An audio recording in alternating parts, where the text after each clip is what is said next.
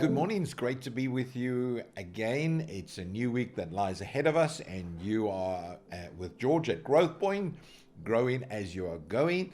And we're going to be ending off this week as we've been speaking about the entire week about the love of God.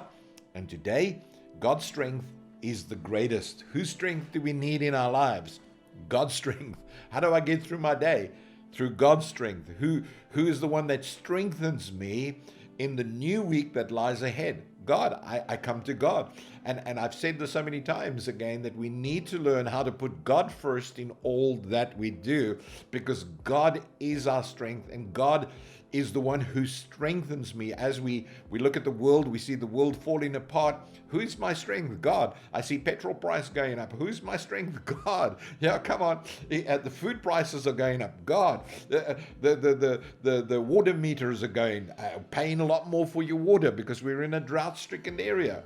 Who do I put my trust and faith in? God. The electricity is going up. Who do I put my faith and trust in? God. I have to put my faith and trust in God, because the only one that's going to see me through the trials and the tribulations that we face is God. Because again, remember this, Jesus said, carry your cross.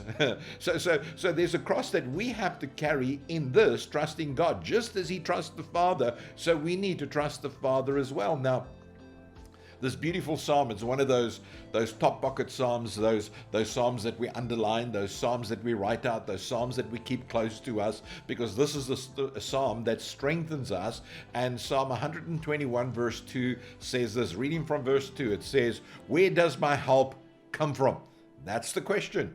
This is what we're saying. Where does my help come from when everything around me seems to be dark and gloomy, doesn't seem to, we can't find the light. We are looking for the light. We are looking for the way through. Where does my help come from? Well, listen to what the psalmist writes. He says, my help comes from the Lord who made heaven and earth. Notice that. So again, my help is in the one who created all things. So I have to put my faith and trust in God to get me through my day. Verse 3, he will not let you stumble. The one who watches over you will not slumber, will not sleep, will not turn his head from you. He will always keep you focused in his focus. He will always have you before himself. Again, we need to learn from where our help comes from. You see, God's love reaches from heaven, which now touches earth, leading his creation into his great love. We need to understand the love of God. When we are faced with these trials and tribulations, the one thing that we hold on to is knowing this, that God is a God of love, and God will not just allow me to stew in my own juices, as it were, or just to suffer silently on one side. No, God is there, and he will help me and reveal to me the way out. Now, a love that man still today finds difficult to understand and to accept, because they always look at God being this hard God that judges, and everything around this in the world that is happening is because of God and God not wanting to help. Now that is untruth. You know why? Because it said, listen to this, it is said that 5% of Great Britons attend regular church service on a Sunday. 5% of people in the UK attend regular church.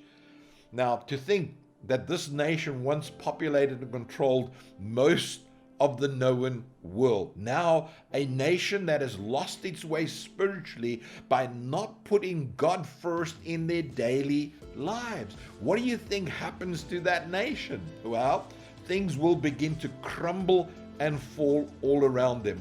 This is not just happening, by the way, in Great Britain, but as the nations and the population is reaching that 8 billion mark, there's only a fraction of that 8 billion people that are presently serving God. What am I saying to you? I'm saying to you this, that we, as the disciples of the Lord Jesus Christ, needs to give them a revelation of the love of God dwelling in us. That yes, even though we go through trials and tribulations, our focus is not upon that what is unfolding before us, the bad that is happening around us, but upon God, who is love, who will help us, who will carry us and bring us into the place of His peace. And that is what we need to be doing. This is what we need to be revealing to those around us, that Jesus Christ is the way, the truth, and the life. And no one can come to the Father except through Him. So why not, on this Monday morning, put your faith and your trust in God.